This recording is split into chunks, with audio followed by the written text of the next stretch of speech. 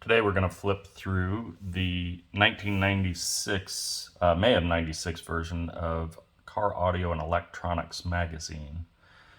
You can see on the cover we've got a Kicker Impulse 352XI, 2-channel, and then a Sony, I think it's a C6000 maybe, 6-channel amplifier. Remember that guy?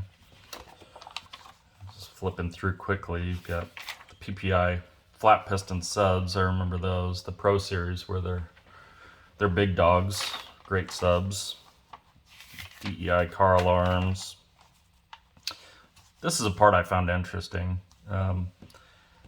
It's a listing here of all of the events for May of that year of 96. So it starts in May, on May 5th, an event, and then goes through May 26th. So there were this many events in May, just May alone of that year. You just don't see that these days like you did back then, that many events. And I think part of it is there just aren't that many local shops around anymore. If you look at each one of these events, they're all held at a local shop. And also these days, you just don't have the corporate backing. So there aren't as many manufacturers that are sponsoring guys to compete and that sort of thing. But I think that's one of the things that's missing from car audio these days is you don't have all of those events and the kind of backing to make them possible. So just find it interesting. Alpine DD Drive ad over here. They made great stuff. That was their high end line. Boss was pretty low end. Sherwood was, kind of low end to mid level. Phoenix Gold X Max, that was good stuff back then. Join the Army. Jensen Nitro, again, kind of more entry level line. Metra Linkworks, I guess this was their power accessory type stuff. I don't really remember that so much. I remember Streetwires and some of the other big ones, but yeah, Metra Linkworks, I guess. Interesting. Got an ad for Morel. They were making high-end stuff then, still do. MP Court was making really high-end stuff then, which not quite so much anymore. Audio Control, EQT. They've been making processors forever, really high-end stuff, and still do. Hawk Alarms, I don't remember those. Bostwick, I remember Bostwick was pretty nice stuff. Never ran it personally. Dynamat, still doing their thing, this many years later. Stinger, they did a lot of the kind of power components, the power cable interconnects, the distro blocks, and then you see they have pictures of all these capacitors and then their batteries. Legacy was kind of an entry-level company as well. SoundQuest, again, was doing power accessories, which I find all that stuff really cool, all the old stuff. MTX Thunder, I remember this whole line of speakers and amplifiers. They're showing the MTX Thunder 2300, which was a super underrated amp. I do remember that one. I want to say it was rated at like 150 by 2 RMS at 4 ohms. And I think that amp would do maybe somewhere close to 1,000 watts RMS at 4 ohms bridge. So super underrated. But MTX was making really good stuff back in the mid 90s. Got kind of a feature on a few different products. Sherwood tape player, Kenwood dual mag speaker, 6.5. This is a standalone GPS. I don't recall the brand Rockwell. And you've got a Kicker Impulse 354XI 4-channel. Impulse was Kicker's entry-level stuff, I believe, if I remember right. I think the ZRs were out at this time in 96, so that would have been their higher-end line. But even the Impulse stuff was great. Here you've got a Clarion DRX 9255, which was a really high-end SQ head unit, still sought after today from collectors. One of the things that I found really interesting reading this kind of article about that is it says that it produces 4 volts out of the RCAs normally. And if you boost the bass and treble all the way up, the output's a full 9 volts. So I found that kind of interesting because you always hear guys say, oh, you never want to increase the bass and treble or, anything like that from your source, which, a lot of times is true. But I think in this instance, really, it made sense to boost that because if you could get up to 9 volts, you're lowering your gains on your amps and your noise floor potentially is lower. So I found that interesting. I never knew that the voltage went up so high on that 9255 if you adjusted the bass and treble. So learned something new, I guess. MTX again, Thundercast. I don't remember where that fell in their line, but nice stuff. Diamond Audio. They were making good stuff then. Got some more products that they're focusing on. DEI 6.5 coaxial. This one's kind of cool. Acoustic tape player, which is, nothing special, but this standalone single DIN CD player add-on is pretty cool. You didn't see a lot of those. This is really neat too. Aura, I remember these subwoofers. They used a neodymium magnet in just the back of that thing. So cool looking. Always wanted one of those and never had one. So, Laser amplifier. Don't recall that company at all. And Maycrom. I don't remember those components here. Don't remember those. Got an ad for Earthquake. They were making really nice stuff in the mid-90s. Their amplifiers were super underrated, and their subwoofers, they were really known for their subwoofers. You can see the bandpass enclosure there. Here's their full line of amplifiers that they were putting out at that time. Again, they were made in the USA, San Francisco, and they were serious amps. And there's their subwoofers. This is pretty cool. It's a half DIN equalizer with a crossover built in at a sub level. Pretty neat. You've got a PPI Art Series shroud that went around their processors, so you can make it look like your amps. You get a Marathon t-shirt and a Parts Express catalog back in '96. Still doing that. Some JL products, 10W1 subwoofer, bandpass enclosure. This is just showing an install on this. They've turned a Caprice into a police car, and pretty cool install. Got an ad for Rockwood, which was pretty entry level back then. More of that Caprice install. And an ad here talking about Canton, which they made really high-end speakers back then. They were really good stuff. I ran some Canton Pullmans for a while. Good speakers. Back to that Chevy Caprice here, and then an ad for Clarion. Clarion was making, kind of starting in the mid-90s, and then really into the later 90s, they were focused big time on car audio visual, car AV, so you can see they're showing their monitors with a gaming system, and it was starting to get popular in the mid to late 90s, and they really focused on that heavily. Eventually they came out with the Auto PC and that sort of thing. Here's a system diagram for that Caprice. An Eclipse CD player, Image Dynamics DAC 20, Yamaha, EQ, which is interesting. Image Dynamics IDX 24, and then it's got all extant 2200i amps.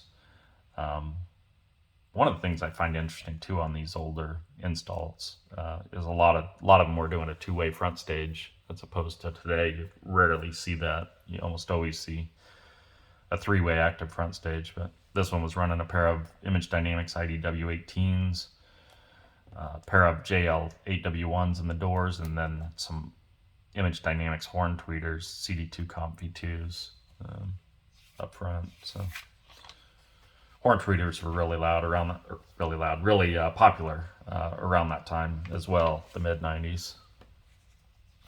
Another feature installation, VW Bug. I think this is pretty cool.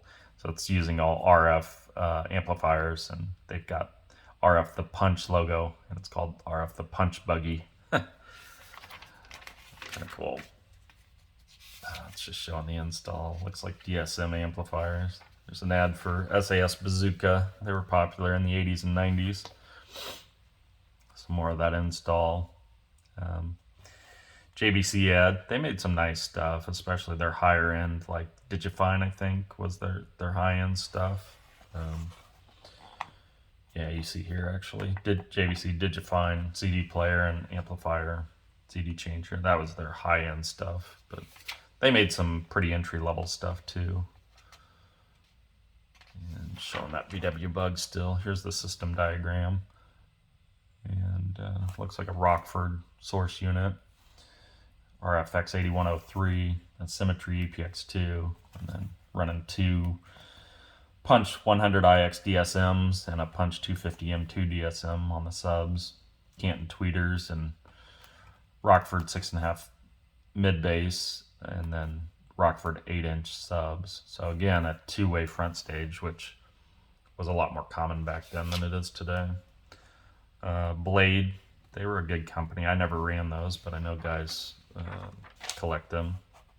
Holtec Lansing weren't really a car audio company, but obviously they were doing a little bit of it. Orion 225 HCCA ad, obviously one of the most iconic amplifiers ever, really. One of the first cheater amps. Cadence, they made some pretty nice stuff back then. This is a speaker ad. Rockford Fosgate, looks like this ad is talking about their new RFP woofers. They've been making good stuff forever. B52, I never used that brand, but I've seen it. I've seen it used. People buying it and selling it. There's another install. This one, a 91 Pontiac Grand Am. Wow. Might have been one of the first years they had the Grand Am. I had an 88 Grand Prix, but I think that came out before the Grand Am, maybe even. And just showing the install in that. Looks like Kicker products. It's funny, they've got a fan on the Kicker 100 SI amp. Those things would get pretty hot if you ran them at low impedance. And these are reader letters, I guess, which is a pretty big thing if you were able to get published in a magazine back then. I remember some of my friends, they'd write in every month and try to get their letter published. So Avalanche, I don't really remember that company. Looks like they were out of Dallas, Texas. And Streetwires, Esoteric Audio, they were huge in the interconnect and power component market back then. You can see these are totally 90s with the bright colors. It's like Electric Attitude was the series. I think you needed to wear a pair of Zuba pants to install those. Ungo car alarms. Car alarms were huge back in the 90s because cars, another one for Avital. Cars didn't have, built-in alarms back then, most of them anyway. And a lot of the guys that were installing car audio stuff were younger, in their 18s or in their teens and early 20s, didn't have a garage, didn't have a house, and so you're leaving your car out in a parking lot overnight with all this expensive equipment in it, so you wanted to protect it. Again, an Alpine, talking about their alarms. This is a feature showing an install that they were doing. Looks like in a Dodge pickup. And they were doing a blow through, it looks like, with subwoofers in the bed. But these were really important back then because you didn't have the internet to show you how to do things. You didn't have YouTube. You didn't have, even message boards at this time. This was 1996. So the internet was in its infancy. So any information you got was either from your friends, maybe from a shop, but they really didn't share much, or magazines, So this stuff was super, super important to guys like me that were trying to install it ourselves and to learn. And, so it's pretty neat. They're showing a professional installer going through, I think that's Fishman, Dave Fishman Rivera, going through and doing an install, showing you how that he does some of that stuff. This is the cover story showing testing these amplifiers. So pretty neat. I'm not going to go through the whole thing, but you've got a Hyphonics Hawk, SPL. I don't really remember that brand. You've got a Kicker Impulse 352XI. A Centrek 6-channel. Centrek, I think, was sold at Radio Shack, if I recall. I could be wrong on that, but I think it was more entry-level stuff. Audio Art, they made really nice amps back then. And then a Sony XM-C1000 was actually the model number. I think I had that wrong earlier, but that was a 6-channel as well. So, pretty cool. And they're just going through and doing their tests and comparing the different amplifiers. I think they grouped them by kind of cost, similar cost.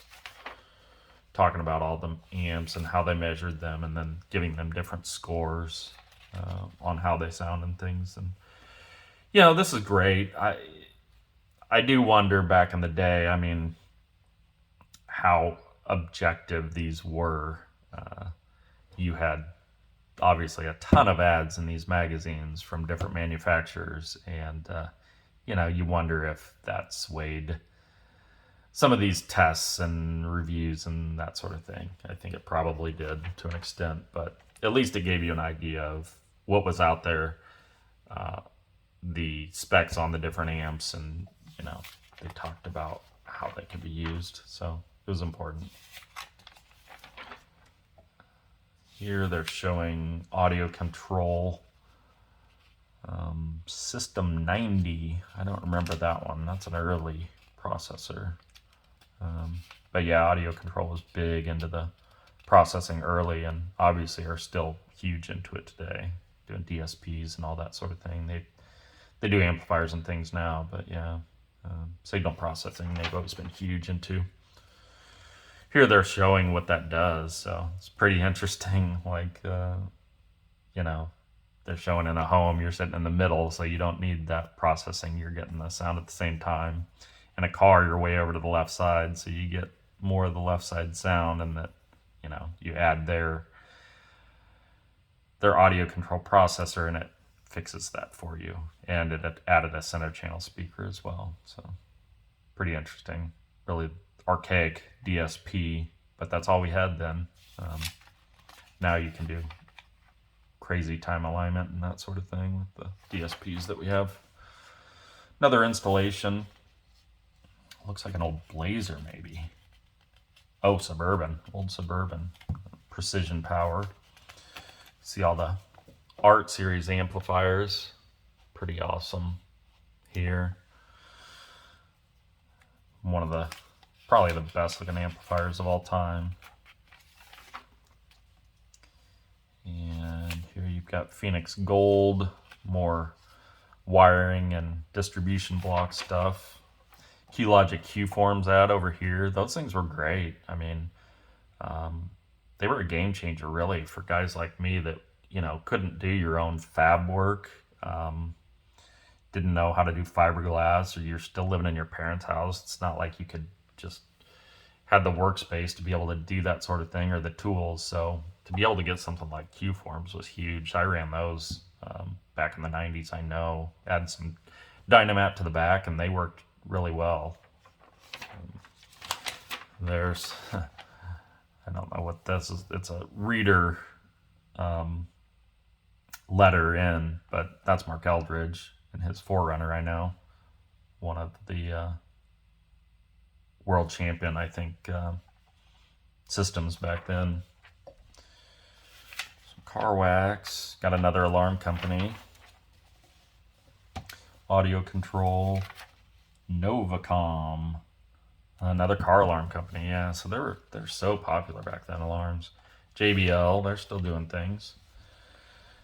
You got Mats, they were making good stuff back in the 90s, and actually they're making really good stuff still today, and they are still built in the USA and Florida. They're one of the few companies that's still making everything in the US here, right in Florida. So that's pretty impressive. They're pricey, but you know, when you compare them to like JL Audio and some of the amps that they're on the level of, they're right in there, and they're making really good stuff.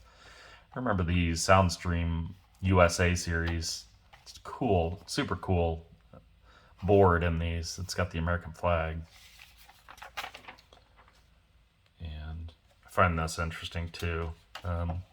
Back then, you could circle all the numbers you wanted, and they would send you brochures and literature from those companies. So, if you wanted Eclipse, you would circle number 135, and then in the mail, a few weeks later, you would get a brochure or whatever information on Eclipse, which was awesome. Obviously all that stuff's online today, but I don't know. There's something to be said for the physical literature, and just being able to flip through, I think is pretty cool. So, USD, those were horns, which were really popular at the time. Waveguides, I think they were one of the first to do that. USD was. Optima batteries, they're still around. I don't think they're quite as good these days as they were then. Profile California, I remember that series of amps. One of my first amps was a Profile California 400. They were pretty neat amps with the white, and they had the light up strip here. Kind of more entry level Profile was, but halfway decent stuff.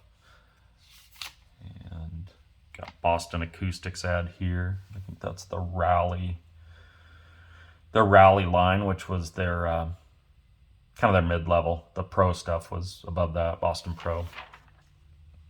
Morel, still doing huge things today. High-end, they've always been high-end. And this is interesting too. This is talking about the Georgia Nationals car audio competition. And, I'm not big on competition these days, but gosh, I can't imagine they have competitions now where the prize is $25,000. Like, that's pretty amazing. And I think that's what's kind of missing from car audio these days, is that you don't have those things. Bear Mountain Audio, I don't remember them. Don't remember what they did. They're out of Hawthorne, California, apparently. Kinford, there's a entry-level brand. And Thunderama. Again, another car audio event. So, Audiotronics 96 Expo. Pretty cool. And Eclipse ad. They made really nice stuff. Pyramid, an entry-level brand again.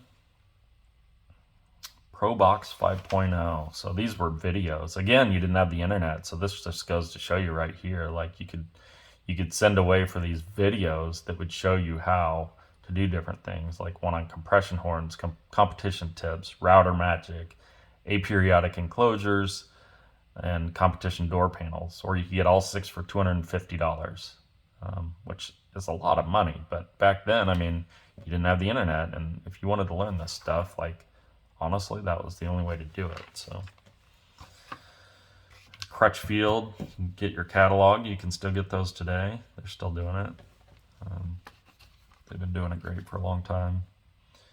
And this is talking about next month's issue.